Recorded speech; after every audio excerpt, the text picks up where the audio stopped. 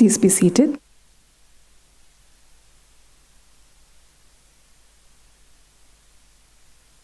Good morning, respected dignitaries on and off the dais, faculty members, and students. Today, we commemorate International Peace Day, a day observed around the world on 21st September. The UN General Assembly has declared this as a day devoted to strengthening the ideals of peace through observing 24 hours of non-violence and ceasefire. But achieving true peace entails much more than laying down arms. It requires the building of societies where all members feel that they can flourish. It involves creating a world in which people are treated equally, regardless of their race, color, and gender. I quote the famous lines of Kofi Annan, 7th Secretary General of the United Nations. Education is quite simply peace building by another name. At the Office of International and Domestic Relations, Kristu Jayanti College, we are focused at identifying, partnering, and collaborating with major international universities to promote various forms of academic linkages that enable the academic community to enhance their knowledge and skills. In the past, the Office of International Relations has hosted several programs that has facilitated one-on-one conversations with numerous ambassadors and diplomats who have shared their precious experiences in global geopolitical macros and organizational impact on people and the planet.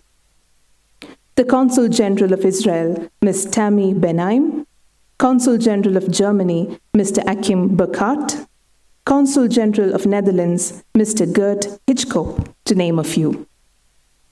Today, as we commemorate the International Day of Peace, we are indeed honored to have amidst us the Consul General of Italy, His Excellency Alfonso Tagliaferri, the esteemed Commissioner of Customs and GST of India, Mr. Harshvardhan Umre IRS, and the Director, SCEAD Foundation of India, Mr. Siju Daniel Thomas.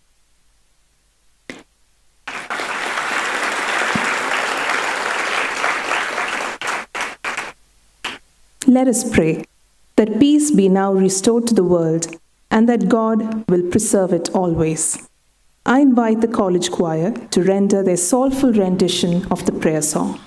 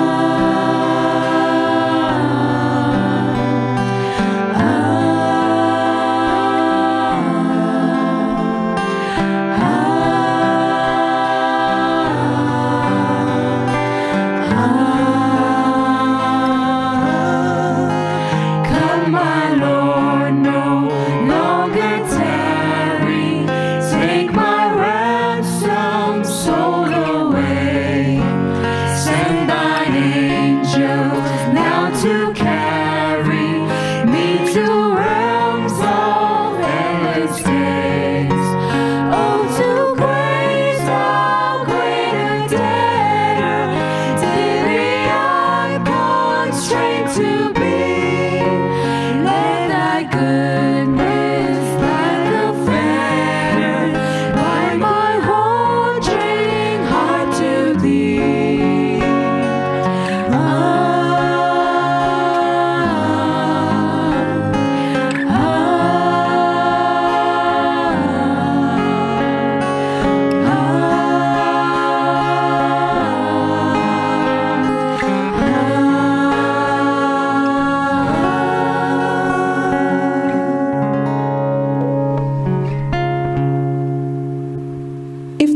smile on your heart says welcome.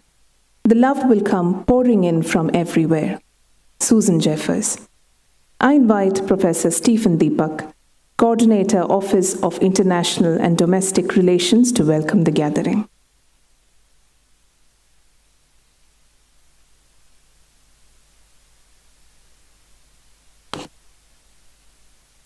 Good morning to the respected dignitaries on and off the days. We live in a world that is dichotomous, where on one hand we talk of cooperation among nations, but war and conflicts preoccupy our minds. On one hand, we talk about improving human dignity, but on the other, inhuman mutilations often bring human existence to shame. On one hand, we talk about global interconnections and economic prosperity, only to sacrifice large populations to famine, disease, and death. On one hand, we talk about world peace and religious harmony, only to be upset by parochial, irreligious fanaticism that throws the world back by a few generations. Well, that's practically the kind of world that we live in, where even the unimaginable Third World War II so closely became an imminent reality. In all of these situations, peace often becomes the casualty. Barack Obama, former president of the United States, once famously said, and I quote, "Peace is not merely the absence of visible conflict. Only a just peace based on the inherent rights and dignity of every individual can truly be lasting." Which brings us to the significance to celebrate the International Day of Peace. Respected His Excellency Alfonso Tagliaferri, Consul General of Italy, Mr. Harshvardhan Umre, Commissioner of Customs and GST, Government of India, Mr. Siju Thomas Daniel, Founder, Director, Space for Children in Education, Art and Development, Reverend Father Dr. Augustine George, Principal, Kristu Jayanti College, Reverend Father Emmanuel PJ, Director, Office of International Domestic Relations, Mr. Jeremiah Bradshaw, Hospitality Professional Volunteer with Scead International, Dr. Loyola Thomas, Coordinator, Department of English, PG, and member IRO, Head of Departments, Coordinators, Faculty members, and dear Jayantians. The Office of International and Domestic Relations, along with the Department of English, PG, of Kristu Jayanti College and Scead International, celebrates the International Day of Peace, where today we have amidst us an ambassador of peace, His Excellency Alfonso Tagliaferri, Consul General of Italy, who with his vast experience in the international arena is striving to bridge peace in the dichotomous contradictions that divide the world. Hearty welcome, cordiale benevento, to His Excellency Alfonso Tagliaferri, Consul General of Italy. I request our beloved Principal, Reverend Dr. Augustine George, to present a sapling and welcome His Excellency.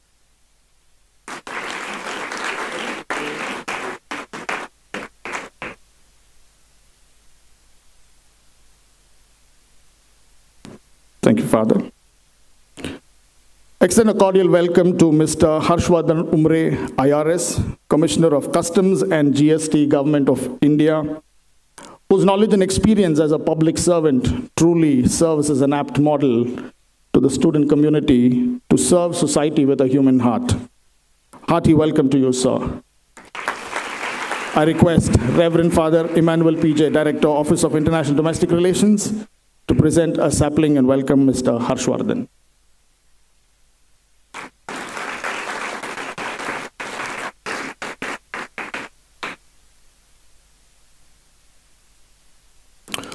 According to the Ohio University study on leadership conducted in the year 1945, it characterized two prominent styles of leadership.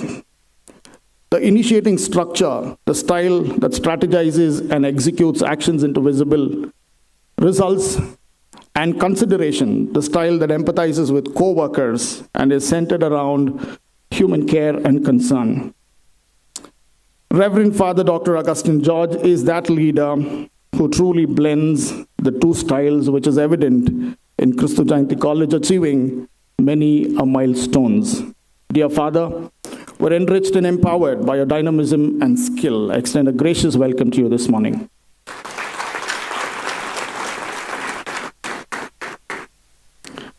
I'm delighted to welcome Mr. Siju Thomas Daniel, Founder Director of Space for Children in Education, Art and Development Foundation. For the yeoman service he and his foundation are rendering to the underprivileged.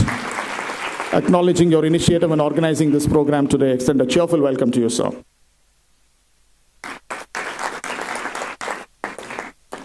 I welcome Reverend Father Emmanuel P.J., Director, Kristu Jayanti College of Law and the Office of International Domestic Relations, who spearheads activities effectively at both the offices, bringing laurels and accolades, enriching the success of this institution. Dear Father, hearty welcome to you.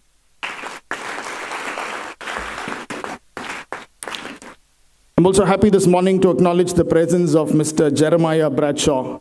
He's a hospitality professional and a volunteer with Scead International. Hearty welcome to you, Mr. Jeremiah.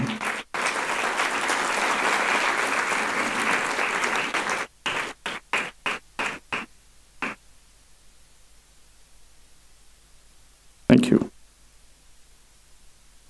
I welcome Dr. Loyola Thomas, Coordinator, Department of English PG and member IRO, for skillfully and meticulously organizing today's program. Hearty welcome to you, ma'am. I extend my loving welcome to all the heads of the departments who are gathered here, to all my colleagues in the Office of International and Domestic Relations and Department of English PG. And I accord a cheerful welcome to all the program coordinators, faculty members, and to all my beloved Jayantians. Welcome to you all. Let the International Day of Peace reignite in us the commitment to unity, harmony, and fraternity. So hearty welcome to you all once again.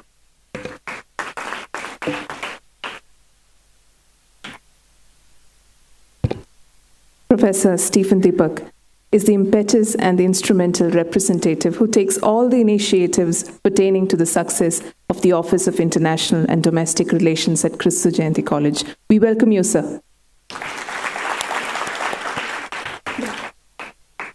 Lighting of the lamp symbolizes auspiciousness, prosperity, and abundance. Light brings brightness. In doing so, it dispels darkness, and we begin to see things clearly. The flame which always looks up represents spiritual knowledge that evolves towards a higher consciousness. I request the dignitaries seated on the dais to please light the lamp. I also request Mr. Siju Daniel Thomas to come on stage to partake in the lighting of the lamp ceremony.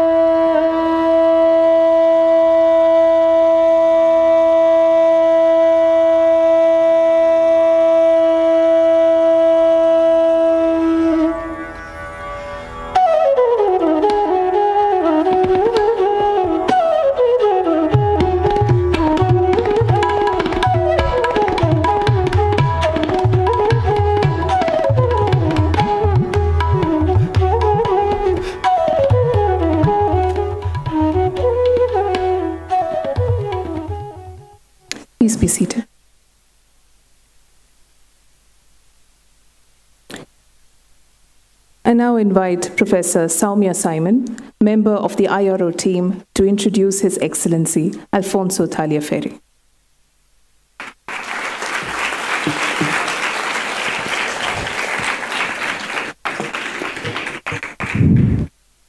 His Excellency Alfonso Tagliaferri, born in Rome on 1st July 1979, after attending the Liceo Classico Pio IX in Rome, he graduated in international law in 2004 at the LUISS Guido Carli University of Rome. During the following 3 years, he worked as a journalist, first in Rome for the Italian news agency ADN Kronos, and then in Santiago, Chile, at the local branch of the Italian news agency ANSA, besides collaborating with various Chilean and Italian printouts. He returned to Italy in 2007, where he attended a master's in international relations at the SIOI. In 2009, through a public exam, he entered the Italian diplomatic career. After attending the training course at the Diplomatic Institute of the Italian Ministry of Foreign Affairs and International Cooperation, he served in the Directorate General for America and in the Directorate General for Legal Affairs, Diplomatic Dispute, and International Agreements. In 2011, he was assigned to the Embassy of Italy in Manila, Philippines, where he served for 4 years as First Secretary and Deputy Head of Mission. In 2015, he was appointed Consul of Italy in Cape Town, South Africa, with extended consular jurisdiction over the provinces of the Western Cape, Eastern Cape, and Northern Cape, as well as the island of St. Helena, UK. In 2019, he returned to headquarters in Rome, where he was assigned at the Legislative Office in the Minister's Cabinet. Between March 2020 and July 2020, he was deployed for a short mission at the Consulate General of Italy in Kolkata, India, where he served as acting Consul General. During 2021, he underwent a series of trainings in Rome, including a collaboration with the International Affairs Service for the Senate of the Italian Republic. On 10th January 2022, he assumed charge as Consul General at the newly established Consul General of Italy in Bengaluru, India, with extended consular jurisdiction over the states of Karnataka, Tamil Nadu, Telangana, Andhra Pradesh, and Union Territory of Puducherry. I now invite His Excellency to address the gathering.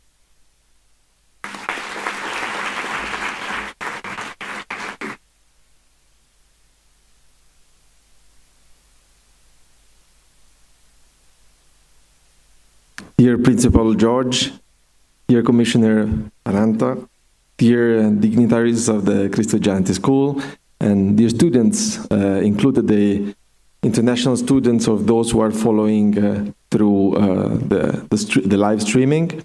Namaste. And मुझे आमंत्रित कराने के लिए बहुत धन्यवाद. और धीरे के लिए माफ कीजिए, बहुत ट्रैफिक. मेरा नाम अल्फोंसो है. मैं इतालवी डिप्लोमेट हूँ. मैं रोमा से हूँ, कैपिटल को इटली है. आपसे मिलकर खुशी हुई.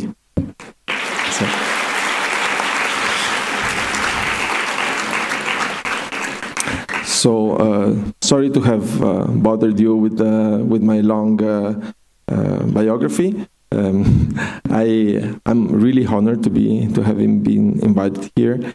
I didn't. The principals asked me if I wanted to bring a PowerPoint or a speech, but I think I prefer to have a conversation with you. So we make it a little bit more relaxed, more engaging, more fun maybe. I don't want to bother you with data or reading something. So I was actually coming here in the car and also thinking of again what to discuss with you about. I've been called to discuss with you about peace and environmental sustainability. So why would a diplomat be called about these topics? I believe because this is the core of diplomacy. So diplomacy is about dialogue, about two or more countries talking to each other. Then later on, maybe I'll tell you something about what we do here in Bengaluru and why the Consulate General has been established here. We're just starting. So we're saying about a dialogue between people, between countries, and this is also what the UN is about. I know that this is a UN hub here in Bangalore, and we are celebrating today the UN Day of Peace. So the UN, that you very well know what is, celebrate these international days, which some people find a little pedantic, but I find it very important because it gives us an occasion to discuss about particular topics. So today, 21st of September, beyond being the equinox of fall, so here in the upper part of the world, the fall begins and in the southern spring begins, but it's also International Day of Peace. And the UN also put a name of this, let's say a subject to this International Day of Peace for this year, for 2022, is End of Racism. So there is sustainability, there is racism, there is peace. What is the connection? So let's try to look at it together. President Obama has been quoted in saying that peace is not just the absence of conflict or absence of war. And I very much agree with that. Because peace and war is something that it's not really like black and white. You have to build peace through dialogue and through trying to smoothen up and avoid all the tensions that a society can create and then eventually one day will break up in war or in conflict. Some of these tensions we will see one is racism that has been chosen as this year topic. One is environmental issues. But again, we mentioned the UN. And something I want to say from the start, since I'm a diplomat and I do believe in what I do in dialogue between nations, I believe that multilateralism is really the only way we have to have a more peaceful world and less conflicts around the world. I know that many people, journalists, policymakers, and lay people complain that the UN is not doing enough, that is not being able to, for example, prevent the last war between Russia and Ukraine, that is not doing enough to prevent hunger or many other things. But what is the alternative that we have? Actually, there is no other alternative. The only alternative we have, and somebody's calling me trying to say that we have an alternative, but I believe we don't, is the power clashes between countries that has been going on for centuries, for millennia, actually. If you think that, it's true, we have a major war now between Russia and Ukraine, but this is the first major war between two countries that has happened in decades. In the last decades, most of the wars were within the countries. So, dialogue in the UN, something has brought forward. I can quote, for example, the example that we have in Europe. We have the same thing. People, anti-European parties in Europe complain that Europe is not doing enough for this, is not doing enough for that is a failure for many things. But why Europe was created in the first place? It was created because we were coming out of the deadliest world war that have ever happened, on the face of the earth. That was the Second World War. That was started in Europe as much as the First World War and as much as most of the wars in the history of humanity. Europe has been for centuries and millennia the more conflicting space in the world. And to come out of this, we created what is a first example worldwide, like a community of nations, ceding some of our sovereignty to, for the common good. So we, make without some pieces of our sovereignty to pull it together and to have a common,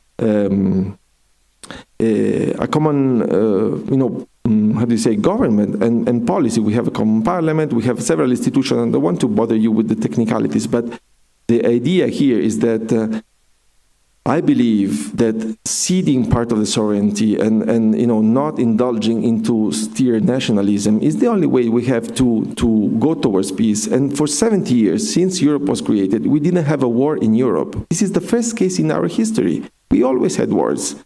And even though the 28 countries of Europe have many different languages, we don't speak the same language. Only Italy speaks Italian, only France speaks French, only Germany speaks German. And I think that this is a miracle we have created. I served, for example, in Chile as a journalist, and I saw how, unfortunately, in Latin America, as much as they have basically the same language beyond Portuguese, maybe Portuguese and Spanish, they still cannot come together as a unity. Maybe I can quote my own experience as well, but I used to have a girlfriend from a particular country in South America, and we wanted to move together in Chile. Her exams were not recognized in Chile from another country in South America, even though it was the same program, the same even language. In Europe, you can study in any of the European language, and automatically your credits and your studies are recognized between countries. It was actually very sad for me what happened with Brexit when, I think that a wrong approach to the fear and emotions of people brought to a referendum in which, probably as an act of protest, people decided to step out of Europe. That was the first time in which, because Europe has been just growing and growing, and now for the first time somebody left Europe. I think, sincerely and frankly, it was a wrong decision, but anyway, of course they are free to do it, but coming together, pulling together, for me, is the only way forward. So that's why I strongly invite you to look at the United Nations, not through its failures, because of course it has failure, but through what is gaining. The fact that, any conflicts or issues that are between countries is now discussed, at least in the General Assembly, is now discussed at least in the Security Council. Of course, this can be improved. It's still based on, after Second World War, mechanisms that can be improved and also can be more funded, because the amount of the national budget that we devote to the United Nations is minimal. Also, when, for example, in the latest pandemic, people attacked a lot the World Health Organization, saying they didn't do this, they didn't warn early enough, they didn't do this and that. The World Health Organization has a smaller budget than the medium-sized US hospital.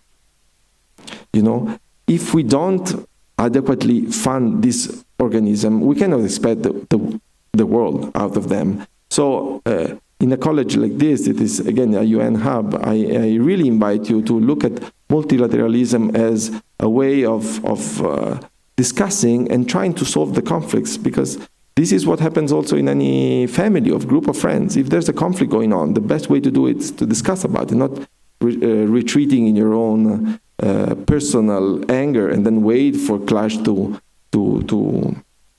break up. But again, let's retake the thread of the discussion. And please interrupt me, pose questions. I'm not sure how much time we have, but I think it would be interesting for you also to engage a little bit. So we will get to sustainability, because this is a part of the topic today. But I mentioned that, for example, this year's topic in the International Peace Day in the UN is End of Racism. So again, why racism and peace? Because racism is one of the cracks that we mentioned could, breed into society until in a certain moment they crack. I served in South Africa, in my previous incarnation in Cape Town. And South Africa has been a country that is been torn by racism, and it's still, unfortunately, still there, and it brought to a lot of suffering for the South African people. I think it's useless or it's pleonastic to tell you how racism is a completely wrong way of looking at reality, not only because it's inherently wrong thinking that a different color of skin make us different from within. Of course, our way of reasoning, our emotions, our brains are completely the same. But it's even wrong, if you may, in terms of scientific point of view, in terms of biology. A quick research of 5 minutes of you on Google will tell you that there is actually only one human race. We have been in the world, Homo sapiens have been in the world for 200,000 years, more or less. It's too little time for us to develop different races. There's much less genetic differences between a black and a Caucasian and a Chinese person than there is from two penguins of the same species. So we are actually only really one human race, and it's and also we have migrated a lot and we have interconnected a lot. There's really 0.0 something difference between what we call races. Of course, we call them because we see different colors of the skin, and it's easy culturally to call each other different races. But that, again, this is biologically false and also inherently useless. It only brings us to divisions. So racism as one of the cracks that can lead to the break of peace and the emerging of conflict. Another crack is the second topic of today is protecting of the environment. So again, what is to do between avoiding conflicts and protecting trees and rivers? It's exactly the same thing. You are more prone to have conflicts between yourself if you live in a stressed environment. Imagine that a group of you being, I don't know, in a beautiful garden discussing, or a group of you being in a very complicated situation in which you have to avoid problems. Where do you think the conflicts will arise more prominently? So protecting the environment is not just a way to protect ourselves for future generations to have a livable space, but also a way to prevent wars and conflicts, because the degradation of the environment is already bringing a lot of migrations between countries, and the fact that now the climate change is starting to bite at the heels of also the affluent part of society. I hope this will speed up what we do against it, because look at what happened just 2-3 weeks ago in Bangalore.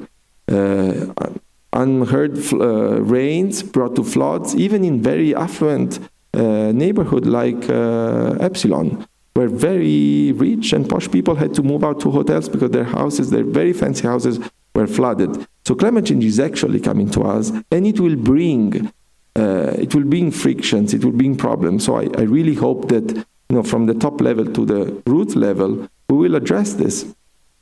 And how do we address these different problems in order to have a more peaceful world? Of course, many of you, I hope, will become what is called the ruling class. So you will have an active role in fighting this. But each and every one of us can do a little bit to go into this direction. As the great Mahatma Gandhi used to say, be the change you want to see in the world. So start from in your families, in your group of friends, on the peace side, on the racism side. Stop, hate speech. Think twice before answering aggressively to a tweet or to a post on Instagram. Environmentally, think twice before throwing a piece of plastic in the floor, or maybe taking a flight, or polluting in any way, because this is something that each of us really step by step can do to have a world which is more peaceful, which is less bothered by racism, and more sustainable for the environment. I wouldn't want to talk much more. I just wanted to touch on a few issues, but from let's say from my heart more than reading a script. And I started from multilateralism, and I would really want to end up there, saying that, even though I am a diplomat for Italy, and of course I am here to promote Italy and to promote bilateral relations between Italy and India, I frankly, sincerely hope that in 200-300 years, we will be a more evolved species, a more evolved races, and we will not really have national governments anymore. I do hope that the United Nations will become the world government, without quoting John Lennon. This is something that can really happen. It has happened a little bit in Europe, and it can happen in the world if each of us strive to that direction. Nationalism, let's leave it for culture, for traditions, for our food, for the things we really believe that are dear to us, but for political, to find the best way to solve international problems. You need an international body. You cannot do it from India, from Italy, from Bangladesh, because the world is interconnected. It's only one place. So this is mostly what I wanted to say about the topic of the day. I'm, of course, here to answer any question or doubts you might have. Maybe I can just conclude saying something about what we do here in Bangalore. I've been sent here at the beginning of this year to open a consulate general that will be in the center of town. So we will promote everything Italy, from food to culture to music, of course trade and bilateral relations, etc. So if you are interested in Italy, the country where I come from, please be included in our community. We are on Twitter, we are on Instagram, Italy in BLR, or Bengaluru. It was too long to put it in the title. So Italy in BLR. And please come to, we have an exhibition going on. I was talking with Principal George in Karnataka Chitrakala Parishad. It's an exhibition on design. It's really beautiful, and it's on till October 8th. Then we will now have on the 30th of September a contemporary art show in just for one evening and night in the Goethe Institute. It's a collaboration with the German colleagues. We will have an Italian film festival in Whitefield in the middle of October. We will have Week of Cuisine. We will have many things. So follow us on social media, or in general, be interested in Italy. Maybe we can also discuss with Principal, if you're interested for the future, some courses of Italian language here. So you will also be able to say buongiorno, buonasera, and all the other words that are connected with Italy. Just a fun fact, Italy is the 4th most studied language in the world, Italian, sorry, but is the 1st most studied language for fun, which I think is quite sweet. People don't really study Italy because they want to make business with it. You can also do business, of course, with it, but people tend to study Italy because they like the opera, they like music, they like food, they like art, and I think it's really beautiful. So you don't have to be super proficient. Maybe just a few lessons can, introduce you to the beauty of my country. So thank you again for the invitation, Dhanyawad, and all the best.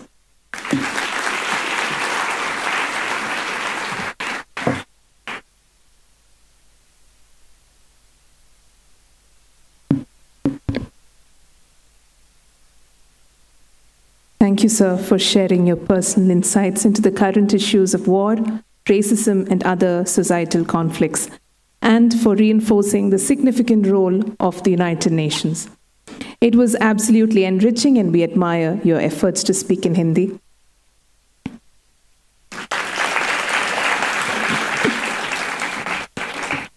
Mr. Harshvardhan Umre is the Commissioner of Customs and GST, Government of India, presently posted in Bangalore.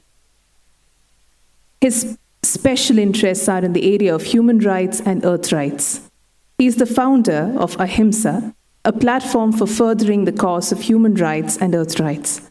Ahimsa has been conducting various events to draw attention to the various aspects of environment conservation, creating awareness regarding combating climate change, and recognizing and respecting the rights of the earth. So I welcome you to address the gathering.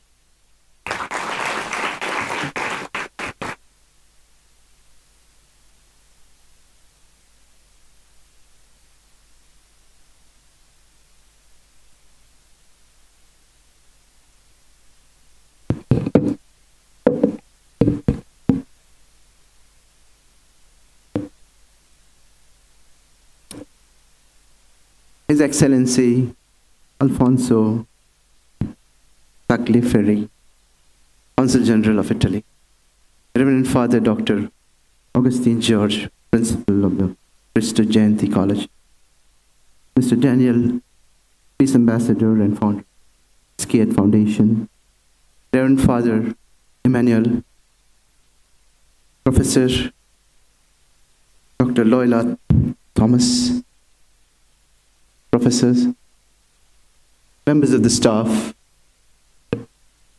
and dignitaries present, and my dear friends. When the power of love overcomes the love of power, the world will know peace. This was Jimi Hendrix, the very famous guitarist and songwriter. And he said, and I repeat, when the power of love overcomes the love of power, the world shall see peace. There was never a more urgent time to talk about peace. And the call of peace was never so critical as the times that we live in today. Even as we assemble here today in this August hall of the Kristu Jayanti College, the world is witnessing wars, violence, and conflict. Man continues to be at war with himself in some part of the globe or other. The scourge of war continues to plague humanity.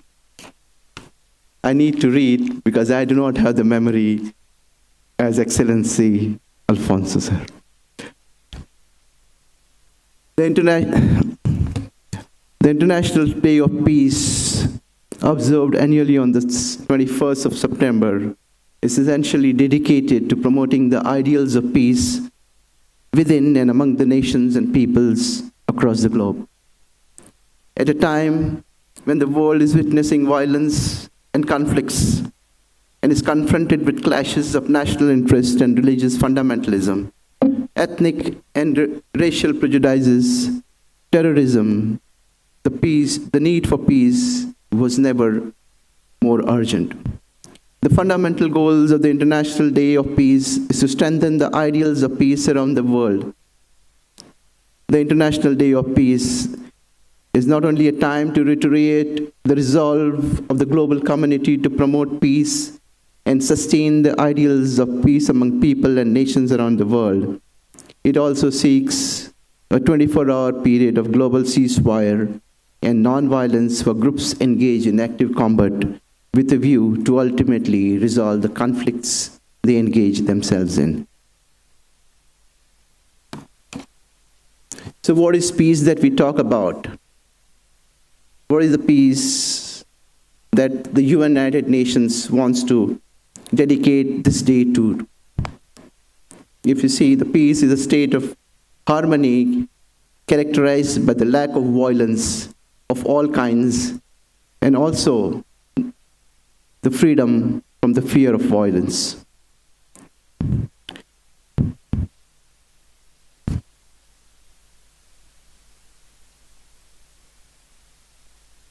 And it was Martin Luther King who said, "We must come to see that in the end we seek a society at peace with himself.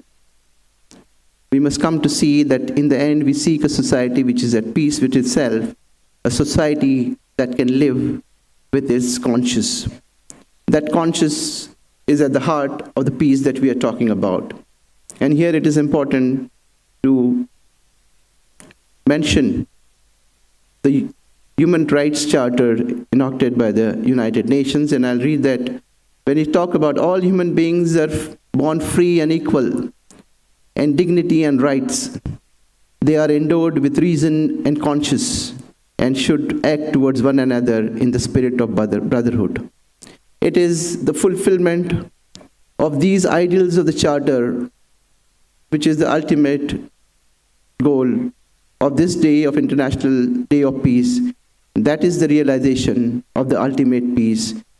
That is, when we are actually living up to the ideals mentioned in the Human Rights Charter of the United Nations.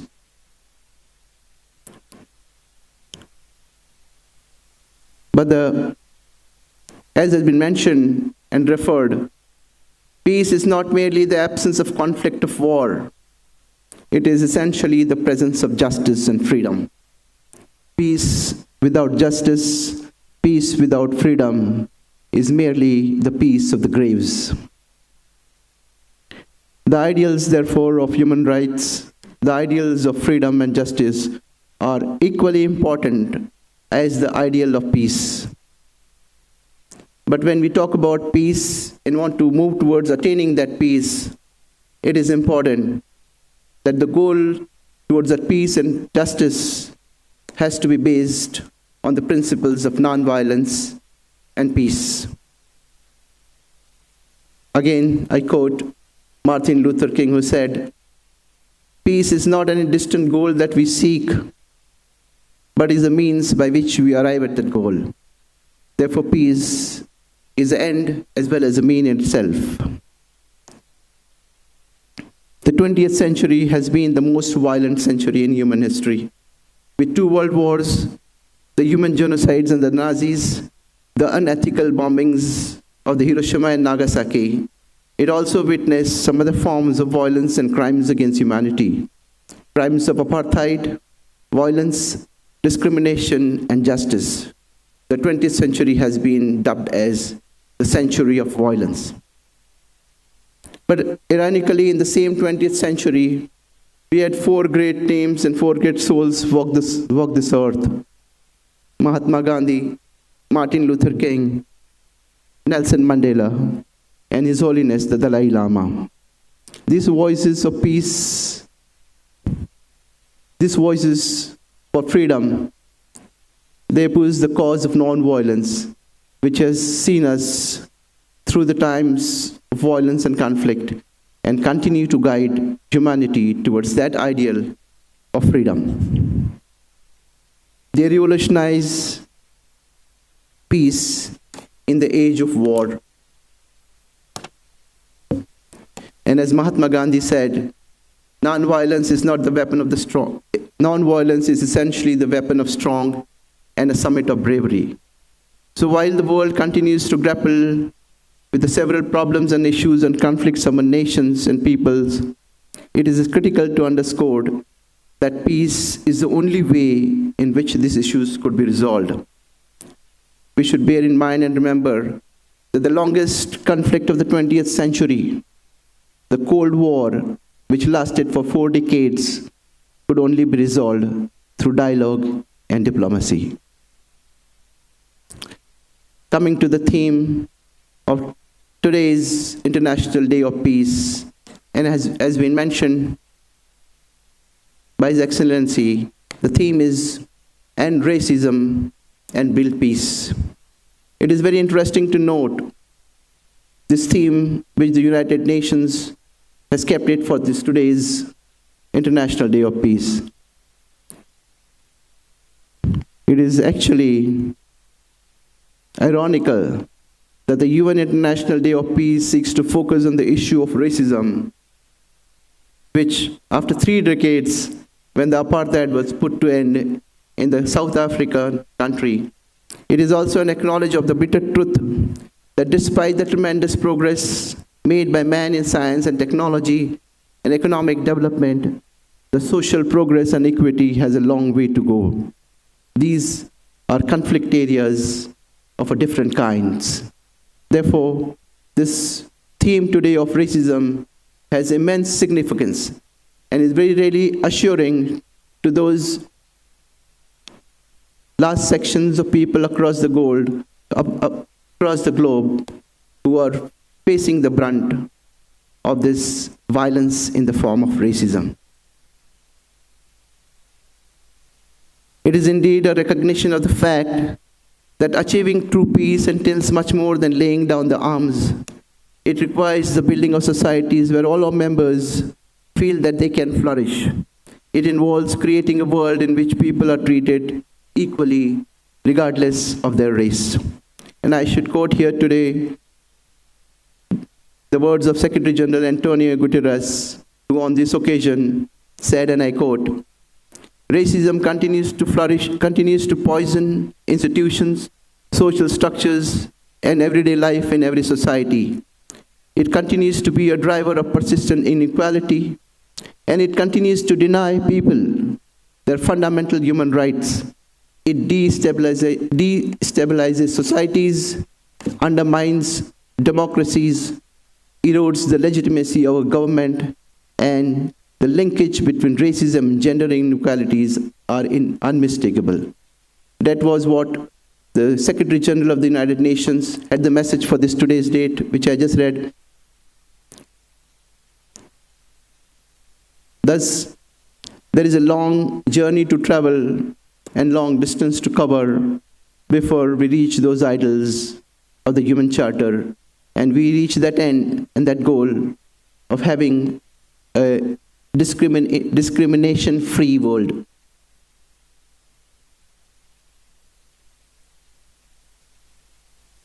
In this efforts to combat these problems of racism and discrimination, civil society has a very important role to play, and tackling racism is a crucial way is to contribute to the larger goals of peace and freedom. There is a need to dismantle the structures that entrench racism and support movements for enhancing equality and human rights everywhere, in keeping with the theme of end racism and build peace. And I must mention here, so how do we go about this lofty goals of achieving those idols of ending racism and achieving peace? And here is where we can recollect the words of Mahatma Gandhi, and he said, if we are to reach real peace in the world, and if we are to carry on the real war against war, we shall have to begin with the children. We shall have to begin with the children. And it is really very heartening and reassuring to see that this event is being organized in this Krishna Jayanti College. And I must really compliment Father Augustine for hosting this event today. It is of immense significance. Peace has to be planted in the young minds. The seeds of peace have to be implanted in the minds when they are fresh. If we are able to do that, then we don't have anything to fix when people grow up. It is a generation's responsibility to imbibe these values of peace and non-discrimination that would make this world a better place. So I thank Dr. Augustine for organizing and hosting this today's event here. And again, we must refer to His Holiness the Dalai Lama when he said, world peace must develop from inner peace. Peace is not just the absence of violence. Peace, he said, is the manifestation of human compassion. His Holiness the Dalai Lama has always emphasized the need for human compassion. Human compassion is what is at the heart of establishing and reaching that goal of freedom and peace. And it is also, we can recall that the struggle of independence, struggle of freedom of the Tibetan people, which has been for more than 60 years, has always stayed on that path of peace and non-violence. That is an example for the world to see today, that conflicts around the world, whatever they may be, the solution does not lie in violence and wars, because wars will only beget wars. It is only through dialogue, discussion, and diplomacy that conflicts around the world can be resolved. Apart from the human beings, it is very important for us to note that peace is so critical for the environment, for the planet.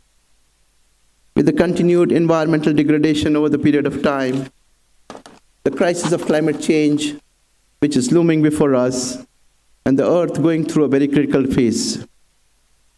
The continued wars and violence not only affect the humans, but have a huge impact on the planet Earth. The bombs and missiles dropped on the earth, apart from destruction of flora and fauna, lead to loss of biodiversity and also to the degradation of the environment, furthering the crisis of climate change.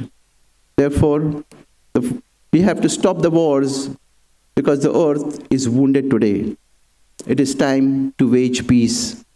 And as Bob Marley, the musician, said, it is better to win the peace and lose the war. It is time to plant peace, both for the sake of humans and for the sake of earth. One example one should see here, note here, one of the biggest examples in history is of the Emperor Ashoka, when after seeing the horrors of war, and after seeing the miseries created by the death and destructions in the Kalinga war, he renounced war and embraced peace. And he said that the drums of war should be replaced by the drums of peace. It is time for us today to listen to the voices of the past, listen to the voices of reason, and listen to the voices of peace. Finally, I will conclude with the wise words of His Holiness when he said, the planet does not need more successful people. The planet desperately needs peacemakers, restorers, healers, and of course, diplomats. Thank you very much. Peace to all. Thank you.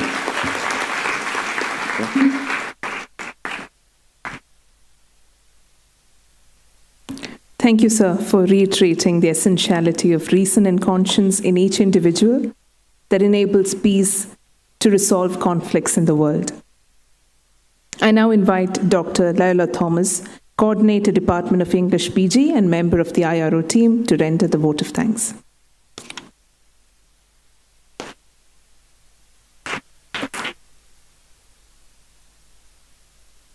Respected dignitaries on the dais, heads of the department, program coordinators, faculty members, and my dear students.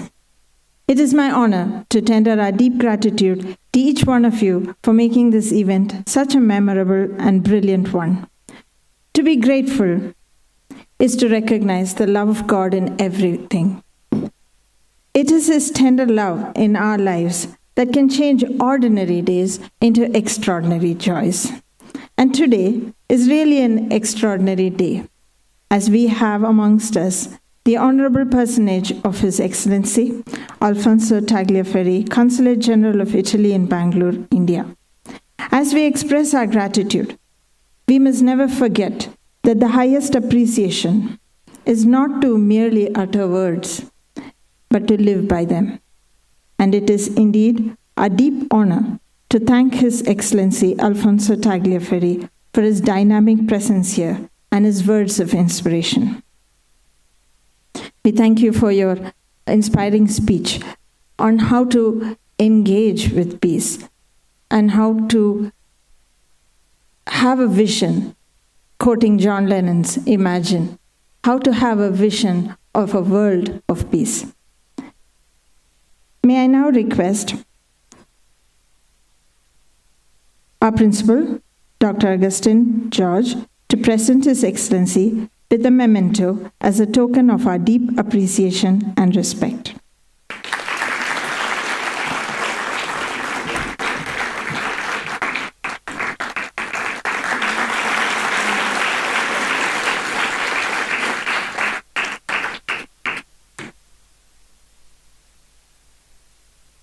Gratitude is a currency that we can freely mint for ourselves and spend magnanimously. We're indeed honored to have with us today Mr. Harshavardhan Umbre, IRS Commissioner of Customs and GST, Government of India, and also an active champion of human rights and earth rights. He's the founder director of Ahimsa and a vocal champion for peace, environment. We thank you for the seeds that you have sown today, and I'm sure these students would take those responsibility to engage with peace in the future. Thank you, sir.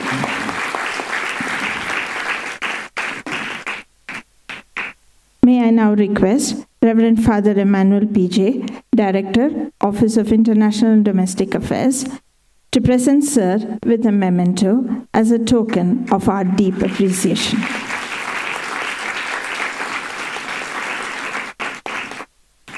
Thank you, sir.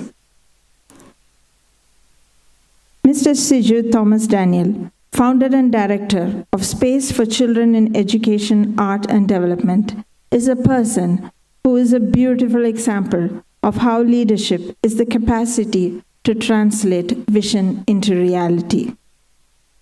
May I now request Ma'am, Sangeeta Ma'am, to present Mr. Daniel a memento for his initiative.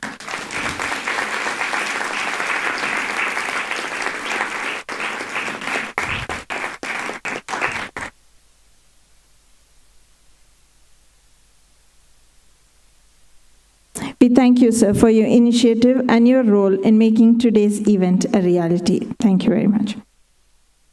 We also thank our guest, Mr. Jeremiah Bradshaw, who is a volunteer of Scead International. Thank you, sir.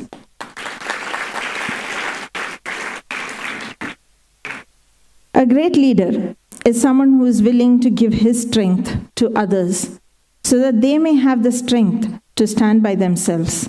And he is the one who takes people where they would never go on their own. I thank Dr. Father Augustine George for his guidance and support in all our endeavors, motivating each of us in our paths to go further and achieve more than what we have dreamed. Thank you, Father, for your inspirational presence today.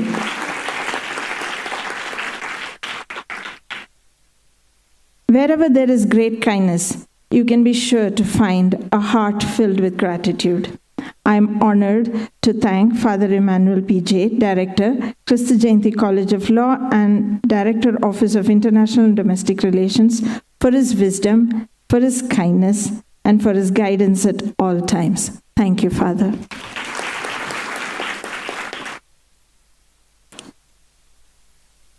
Life is not measured by the number of breaths we take, but by the moments that take our breath away. This day was made possible because of the untiring efforts of faculty members of the Office of International and Domestic Relations and the Department of English.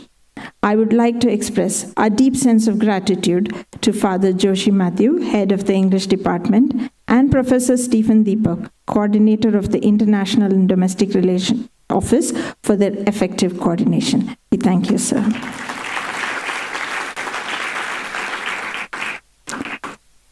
Grateful thanks to my dear colleagues and members of the Office of International and Domestic Relations, Professor Soumya Simon, Professor Opika, Professor Sangeeta, and Professor Ratish, for their tireless and meticulous efforts in organizing this event.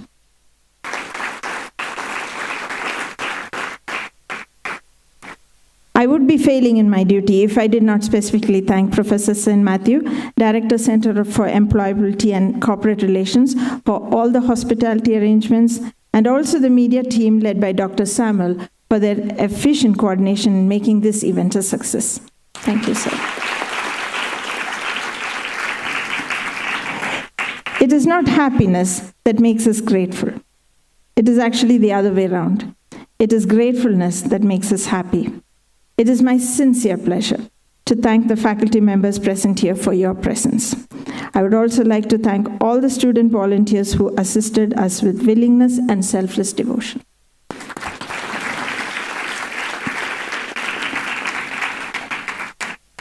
It would be extremely remiss of me if I do not mention the excellent help and support we received from the technical team also for the smooth functioning of today's event.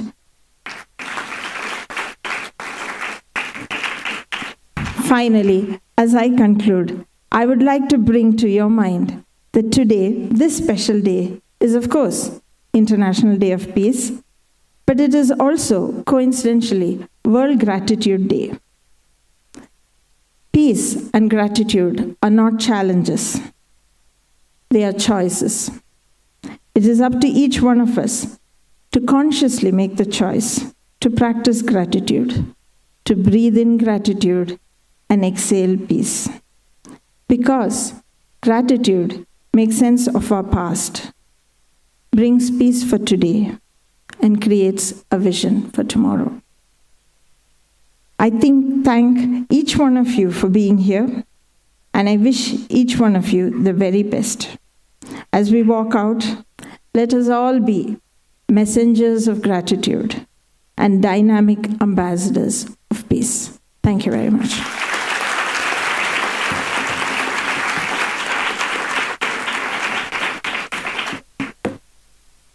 As we approach the culmination of this very enriching session, I request all to kindly rise and stand with due seriousness and respect as the national anthem of Italy will now be played, followed by the national anthem of India.